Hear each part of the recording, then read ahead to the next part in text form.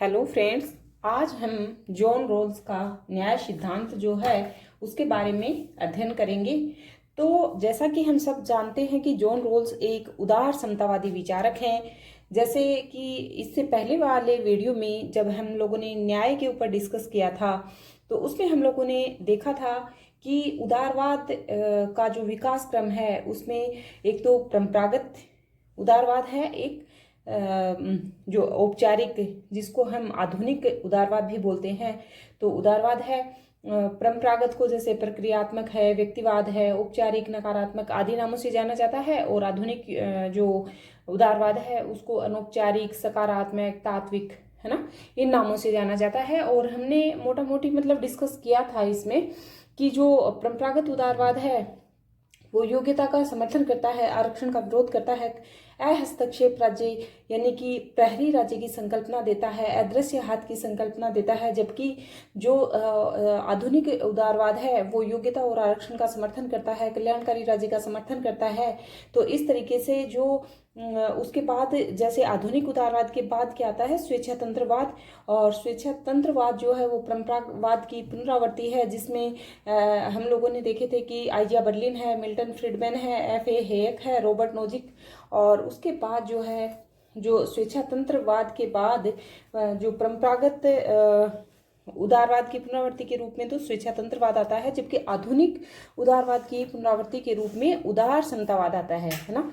तो उदार समतावाद में हम देखते हैं कि कौन कौन से विचारक आते हैं उदार समतावाद में, जिसमें जॉन रोल्स हैं, अमर्त्य सेन हैं। तो इस तरीके से बहुत सारे विद्वान जो हैं वो उदार समतावादी जो विचारक हैं, जिसमें हम लोग जो भी जैसे अमर्त्य सेन है, ज्याद रेंजे है, रोनाल्ड रोकिन, ब्रूस एकरमैन, है ना, फिलिप वॉन पेरिजस, हरीश गुलाटी, जगदीश भगवती, अरविंद पनगड़िया, रामास्वामी अय्यर, अशोक कोतवाल, आशीष नंदी। तो इस तरीके से बहुत सारे उदार समतावादी विचारक हैं।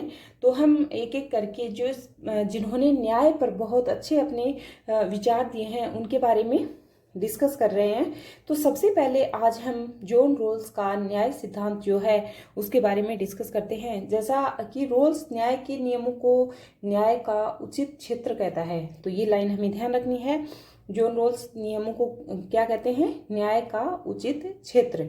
उसके बाद उदार समतावाद, सकारात्मक उदारवाद की पुनरावृत्ति मैंने आपको बताया, जो योग्यता और आरक्षण का समन्वय कर, उसका मतलब योग्यता और आरक्षण दोनों पर बल देती है, कल्याणकारी राज्य का समर्थन करती है, पुनर्वितरण व कर लगाने के अधिकार पर बल देती है, सामाजिक और आर्थिक न्याय को महत्वपूर्ण मानती है, समुदायवादी जो विल किमलिका है वो उदार समतावाद को वाम समतावाद की संज्ञा देती है। तो ये हमें लाइन ध्यान रखनी है। जैसे ऊपर तो हम लोगों ने जो डिस्कस किया है कि उदार समतावाद, सकारात्मक उदारवाद की पुनरावृत्ति मैंने आपको बता दिया, और योग्यता आरक्षण पर बल देते हैं, कल्याणकारी राज्य का समर्थन करते हैं, पुनर्वितरण और कर लगाने पर बल देते हैं, सामाजिक आर्थिक न्याय को महत्वपूर्ण मानते हैं। जबकि जो परंपरागत न्याय है वो कानूनी या राजनीतिक न्याय को महत्वपूर्ण मानते हैं, और ये सामाजिक और आर्थिक न्याय को महत्वपूर्ण मानते हैं। तो जो परंपरावादी हैं जैसे John Locke, Adam Smith, Herbert Spencer, Lord Acton, de Tocqueville, तो ये सब थिंकर जो हैं ये सिर्फ आरक्षण पर का मतलब क्या करते हैं? विरोध। योग्यता का क्या करते हैं? समर्थन। जबकि जो सकारात्मक उदारवादी हैं, जैसे आधुनिक की बात करें कि आधुनिक सकारात्मक उदारवादी कौन है? J.M. कीन्स है, J.S. मिल है, T.H. Green, Barker, Pollard, Gunnar Myrdal, G.D. Ritchie है, R.S. टोनी है। तो ये सब थिंकर जो हैं वो सकारात्मक उदारवादी हैं। अब हम बात करते हैं उदार समतावादी की। तो उदार समतावाद में जैसे John Rawls, Amartya Sen, Jean Dreze, Ronald Dworkin, Bruce Ackerman, Ashis Nandy, Ramaswamy Iyer, Ashok Kotwal, Harish Gulati, Jagdish Bhagwati, Arvind Panagariya, Philippe Van Parijs. तो इस तरीके से ये जो विचारक हैं ये उदार समतावाद की बात करते हैं, जिसमें रोल्स जो है वो भी एक उदार समतावादी विचारक हैं। और समुदायवादी विल किमलिका उदार समतावाद को क्या कहती है? वाम समतावाद। तो ये लाइन ध्यान रखनी है। उसके बाद देखते हैं उदारवाद समतावाद की दो श्रेणियां। तो उदार समतावाद की दो श्रेणियां कौन कौन सी हैं? एक तो जो उदार समतावादी हैं वो कहते हैं कि सभी वर्गों को, यानी सभी जितने भी पिछड़े हैं, है ना, जो गरीब हैं, उन सबको आरक्षण दिया जाए, है ना। उसमें कौन कौन आते हैं? जॉन रॉल्स आते हैं उसमें। और दूसरे जो उदार समतावादी हैं वो कहते हैं कि आरक्षण उन्हीं को दिया जाए, या मतलब उन्हीं पिछड़ों को मिलना चाहिए जो बुरे भाग्य से पीड़ित हैं लेकिन विकल्प भाग्य से पीड़ित नहीं हैं। तो बुरे भाग्य और विकल्प भाग्य जो है उसमें मतलब पीड़ित हैं। तो ये बात मैं आपको बताती हूँ। जैसे बुरे भाग्य से पीड़ित, तो बुरा भाग्य तो किसको मानते हैं? जैसे कोई भाई विकलांग है यानी दिव्यांग है, और या फिर वो गरीब है, उसमें ही जन्म हुआ है उसका, उसके माता पिता बहुत गरीब हैं, या फिर बाहर आने के बाद उसको कुछ ऐसा हुआ जिससे कि वो मतलब अपने आप से नहीं हुआ, उसने जानबूझ कर नहीं किया, तो वो तो हो गया बुरे भाग्य। तो कुछ जो उदार समतावादी हैं वो कहते हैं कि बुरे भाग्य वालों को तो आरक्षण मिलना चाहिए, ठीक है। फिर विकल्प भाग्य, विकल्प भाग्य जैसे कोई एक कोई भी स्टूडेंट है और उसको घर वाले क्या करते हैं, बहुत सारे पैसे देते हैं कि चलो तू अपनी स्टडी कर और भाई बहुत अच्छी जॉब लग, लेकिन वो क्या करता है, वो ड्रिंक करता है, स्मोकिंग करता है, इधर उधर सारे मतलब जो फालतू के काम होते हैं वो सब करता है, ठीक है, पैसे सारे उड़ा देता है। फिर उस घर वालों के पास भी पैसे नहीं होते हैं क्योंकि वो जैसे तैसे करके उसका पूरा खर्चा उठाते हैं, और वो एक मतलब अनर्गल खर्च करके उसको घर आ जाता है और फिर कहता है कि मेरे को वापस पढ़ने का मौका दो, मैंने वो पैसे ऐसे ही वेस्ट कर दिए। तो मतलब वो हो गया विकल्प भाग्य, है ना। तो जो विकल्प भाग्य है उसने जानबूझ के ऐसा किया तो उसकी मदद नहीं करनी चाहिए, यानी उसको आरक्षण नहीं देना चाहिए। या फिर कोई व्यक्ति है जो शराब पीता है, जुआ खेलता है, तो सारा सट्टा लगा लगो के सब कुछ अपना खत्म कर देता है और उसके बाद कहता है कि मेरी मदद करो, तो ऐसे व्यक्ति की कभी मदद नहीं करनी चाहिए क्योंकि वो विकल्प भाग्य से पीड़ित है। तो यही बात उदार समतावाद में कुछ तो बोलते हैं कि आरक्षण उन्हीं को मिलना चाहिए जो विकल्प भाग्य से पीड़ित नहीं है, यानी बुरे भाग्य से पीड़ित है ना। और जैसे जॉन रॉल्स जैसे विचारक हैं वो कहते हैं कि जितने भी पिछड़े हैं उन सबको आरक्षण मिलना चाहिए, है ना। तो जो एलिजाबेथ हैं एंडरसन वो भाग्य समतावादी विचारक हैं। तो ये ध्यान रखना है, एलिजाबेथ एंडरसन भाग्य समतावादी विचारक हैं। ओके, अब हम आगे देखते हैं। जॉन रॉल्स एक अमेरिकी राजनीतिक दार्शनिक है जो नरजातीय संघर्ष मीन्स जो गोरे काले का जो भेद है उसको दूर करने के लिए न्याय का सिद्धांत प्रस्तुत करता है। और जॉन रॉल्स की न्याय से संबंधित 3 महत्वपूर्ण बुक्स हैं और ये हमें ध्यान रखनी है, काफ़ी बार एग्जाम में पूछी जाती हैं। पहली बुक है ए थ्योरी ऑफ जस्टिस। कब की बुक है? 1971 की। तो ए थ्योरी ऑफ जस्टिस में क्या करते हैं, न्याय का जो सैद्धांतिक परिप्रेक्ष्य है ना उसका व्याख्या करता है Rawls. A theory of justice. Okay, second book है जस्टिस ऑफ फेयरनेस, 1985 की बुक है। इसमें राज्य के संदर्भ में न्याय देता है। कौन सी बुक में? जस्टिस ऑफ फेयरनेस, 1985 की बुक है। इसमें राज्य में जो न्याय है उसके संदर्भ में न्याय की व्याख्या करता है। और थर्ड बुक है द लॉ ऑफ पीपल, 1999 की बुक है। 97 में लिखी गई थी पर 1999 में प्रकाशित हुई थी, तो हमें प्रकाशित होने का वर्ष ही हमें ध्यान रखना है, प्रकाशन वर्ष। तो अंतर्राष्ट्रीय स्तर पर इस बुक में अंतर्राष्ट्रीय स्तर पर वो न्याय की व्याख्या करता है। तो तीनों बुक हमें ध्यान रखनी है और इनकी सन भी याद रखनी है। ए theory of justice 1979, justice of fairness 1985, the law of people 1999। तो जो ए थ्योरी ऑफ जस्टिस बुक है ना इसमें तो क्या करता है, न्याय का सैद्धांतिक परिप्रेक्ष्य में न्याय की व्याख्या करता है। जस्टिस ऑफ फेयरनेस में राज्य के संदर्भ में न्याय देता है और द लॉ ऑफ पीपल में अंतर्राष्ट्रीय स्तर पर न्याय की व्याख्या करता है। तो इतना हमें ध्यान रखना है। अब हम आगे चलते हैं। जॉन रॉल्स अपनी पुस्तक ए थ्योरी ऑफ जस्टिस 1971 में लॉ, कांट, रूसो से प्रभावित होकर नर जातीय संघर्ष को दूर करने के लिए न्याय को सैद्धांतिक परिप्रेक्ष्य में प्रस्तुत करता है और कहता है कि वह लोक से प्राकृतिक अवस्था, विचार को ग्रहण करते हैं, जिसे मूल स्थिति का नाम देते हैं, और रूसो से समझौते की प्रक्रिया और आदर्श समाज तथा कांट से नैतिकता या फल निरपेक्षतावाद ग्रहण करते हैं। तो ये काफ़ी इम्पोर्टेंट फैक्ट हैं और सीधे ही एग्जाम में पूछ लिए जाते हैं। एक तो सबसे पहले ध्यान रखना है कि जॉन रोल्स पर किसका प्रभाव था। जॉन रोल्स की जो न्याय की संकल्पना है उस पर किसका प्रभाव देखा जाता है। तो एक तो लॉक, कांट और रूसो का, ठीक है। और उसके बाद जो नरजातीय संघर्ष यानी यूएसए में जो गोरे काले का जो भेद होता है उसको जॉन रोल्स नरजातीय संघर्ष का नाम देता है। तो उसको दूर करने के लिए न्याय का सिद्धांत रोल्स प्रस्तुत करते हैं, ठीक है। और उसके बाद लोक से तो वो क्या लेते हैं, प्राकृतिक अवस्था, ठीक है। और जो प्राकृतिक अवस्था को रोल्स क्या नाम देते हैं, मूल स्थिति। यानी कि जो रोल्स की मूल स्थिति है वही प्राकृतिक अवस्था है, किसकी, लोक की, ठीक है। लोक से प्राकृतिक अवस्था लेते हैं, प्राकृतिक अवस्था का नाम ही मूल स्थिति देते हैं रोल्स। और उसके बाद जो रूसो है, रूसो से लेते हैं ये समझौते की प्रक्रिया और आदर्श समाज, यानी आदर्श समाज संबंधी विचार और समझौते की प्रक्रिया संबंधी जो विचार हैं वो किससे लेते हैं, रूसो से। और उसके बाद कांट से क्या लेते हैं, नैतिकता और या फल निरपेक्षतावाद। तो ये ध्यान रखना है, कांट से क्या लेते हैं, ये नैतिकता या फल निरपेक्षता, यानी नैतिकता को क्या नाम देते हैं कांट, फल निरपेक्षतावाद। यदि फल निरपेक्षतावाद भी शब्द आता है तो डरना नहीं है, फल निरपेक्षतावाद या नैतिकता एक ही बात है।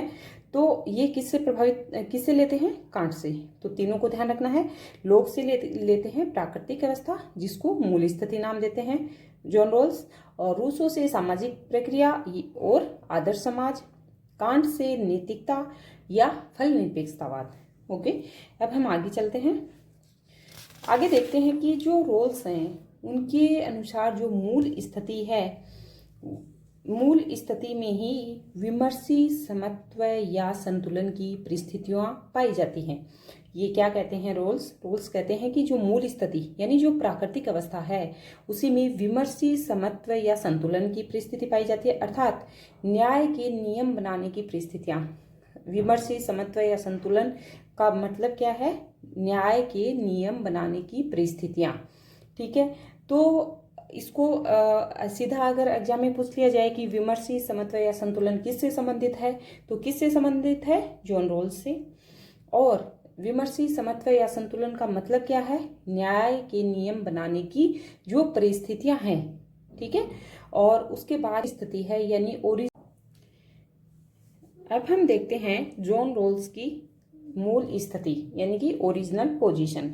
तो सबसे पहले तो अज्ञान के पर्दे की स्थिति होगी, अर्थात व्यक्ति को छल कपट बेईमानी का ज्ञान नहीं होगा। तो इसमें अज्ञान के पर्दे की स्थिति वो किसको कहते हैं, वो जो मतलब आदिम जो संस्कृति थी जहाँ पर व्यक्ति कुछ संग्रहण भी नहीं करता था, ना बेईमानी, किसी से द्वेष, ईर्ष्या, छल कपट कुछ भी नहीं रखता था, तो उसको क्या कहते हैं, अज्ञान के पर्दे की स्थिति। उसके बाद सेकंड है मूल स्थिति में, मूल स्थिति यानी प्राकृतिक अवस्था में व्यक्ति सद्गुणी और विवेकशील होगा, अर्थात उसे लाभ हानि का ज्ञान होगा। यानी इसमें जॉन रोल्स क्या कहते हैं कि व्यक्ति सद्गुणी और विवेकशील होगा, अर्थात उसे लाभ हानि का ज्ञान होगा। और थर्ड में है मूल स्थिति में व्यक्ति नैतिकता के बंधन से बंधे होंगे, अर्थात नैतिकता के नियमों का कठोर रूप से पालन करेंगे। दूसरे शब्दों में रोल्स कांट के फल निरपेक्षतावाद से प्रभावित हैं। तो जो मूल स्थिति है उसमें व्यक्ति एक तो नैतिकता के बंधन से बंधे होंगे, यानी नैतिकता को क्या कहते हैं, कांट फल निरपेक्षतावाद। तो नैतिकता के नियमों का कठोर रूप से पालन भी करेंगे। दूसरे शब्दों में हम कह सकते हैं कि कांट के फल निरपेक्षतावाद से ये प्रभावित होंगे। ओके, अब हम नेक्स्ट बात करते हैं आगे। मूल स्थिति में व्यक्ति प्राथमिक वस्तुओं के वितरण के बारे में न्याय के नियम बनाएंगे।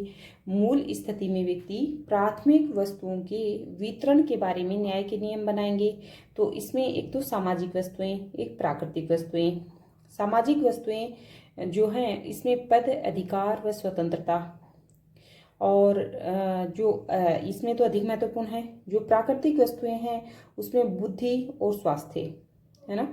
तो बुद्धि और स्वास्थ्य जो हैं वो प्राकृतिक वस्तुओं में आएंगी, यानी नेचुरल गुड्स में आएंगी। और जो सोशल गुड्स हैं उसमें पद, अधिकार व स्वतंत्रता आएंगी। तो मूल स्थिति में व्यक्ति प्राकृतिक वस्तुओं के वितरण के बारे में न्याय के नियम बनाएंगे, है ना। जो प्राथमिक वस्तुएं हैं उसमें सामाजिक वस्तुएं और प्राकृतिक वस्तुएं दोनों आएंगी। सामाजिक यानी सोशल गुड्स में पद, अधिकार, स्वतंत्रता इसमें अधिक महत्वपूर्ण है, और प्राकृतिक वस्तुओं में बुद्धि और स्वास्थ्य है ना, नेचुरल गुड्स में। और उसके बाद बात करते हैं रोल्स रूसो से प्रभावित होकर कहते हैं कि मूल स्थिति में व्यक्ति सामाजिक समझौते के माध्यम से न्याय का नियम बनाएंगे। आदर्श समाज, न्याय का नियम मतलब एक आदर्श समाज, मैंने बताया था रूसो से प्रभावित होकर वो क्या लेते हैं, एक तो सामाजिक समझौता और दूसरा आदर्श समाज। तो अपने आदर्श समाज में सामाजिक समझौते के माध्यम से न्याय का नियम बनाएंगे और कल्पना मूलक यथार्थवाद की ये बात करता है। तो ये हमें ध्यान रखना है कि किस यथार्थवाद की बात करता है, कल्पना मूलक। तो इस आधार पर इसकी आगे पढ़ेंगे जब हम, कि आलोचना भी की जाती है कि इसके विचार जो हैं वो अत्यधिक मतलब कल्पना मूलक हैं, है ना। तो इस तरीके से इनके विचारों में कल्पना मूलक यथार्थवाद जो है वो दिखाई देता है, और ये रोल्स से प्रभावित होकर जो है सामाजिक समझौता के माध्यम से न्याय के नियम बनाएंगे।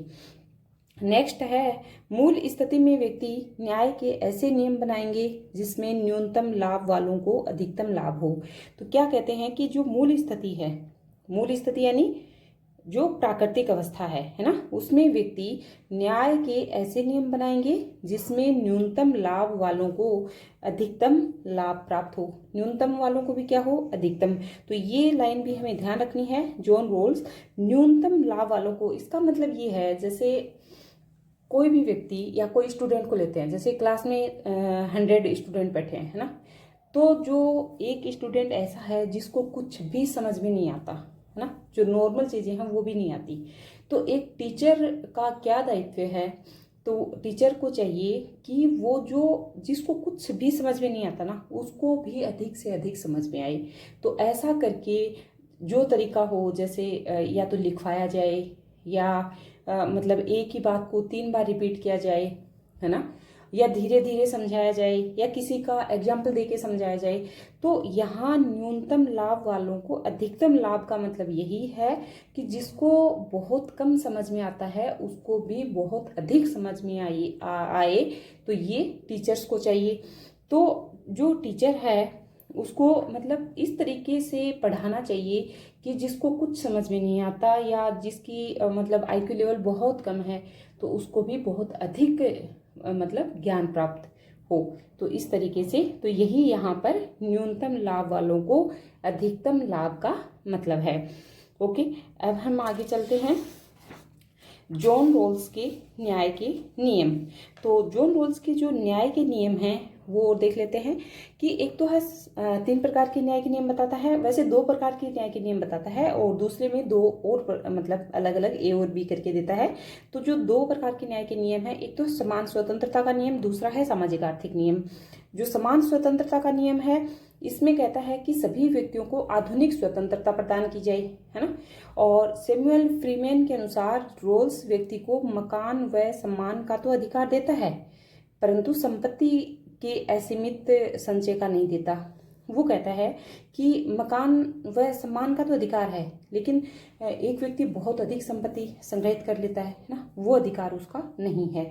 तो कहता है कि नॉर्मल उसका अपना घर हो, उसका सम्मान हो, तो वो अधिकार तो होना चाहिए, सैमुअल फ्रीमैन कहते हैं, लेकिन संपत्ति का असीमित संचय उसके पास नहीं होना चाहिए। तो सैमुअल फ्रीमैन की ये डेफिनेशन भी ध्यान रखनी है कि रोल्स व्यक्ति को सम्मान व मकान व सम्मान का तो अधिकार देता है, परंतु संपत्ति की असीमित संचय का नहीं देता। फिर सेकंड है सामाजिक आर्थिक नियम। तो सामाजिक आर्थिक नियम में एक तो तर्क संगत भेदभाव यानी सामाजिक न्याय, या इसको आरक्षण भी कह सकते हैं। दूसरा सकारात्मक कार्यवाही पर बल, है ना। तर्क संगत भेदभाव में सकारात्मक कार्यवाही पर बल, इसमें कौन कौन से आर्टिकल जैसे 16(3), 16(4), 16(5), 16(6) वो सब आ जाएंगे।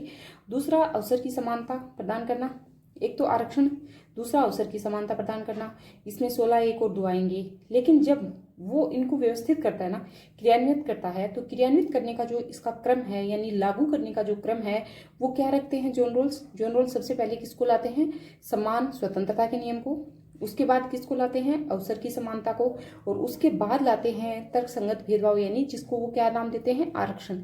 तो आरक्षण यानी आरक्षण को क्या लाते हैं, लास्ट में लाते हैं। जैसे नॉर्मल हम समझ सकते हैं इसको कि जैसे अगर देखिए तो महिला के क्षेत्र में देखते हैं कि महिलाओं को आरक्षण है ना, 33% आरक्षण है, सब जानते हैं। तो जो 33% आरक्षण है उसको सबसे लास्ट में लागू किया जाए तो उस आरक्षण का मतलब ही क्या रह जाएगा।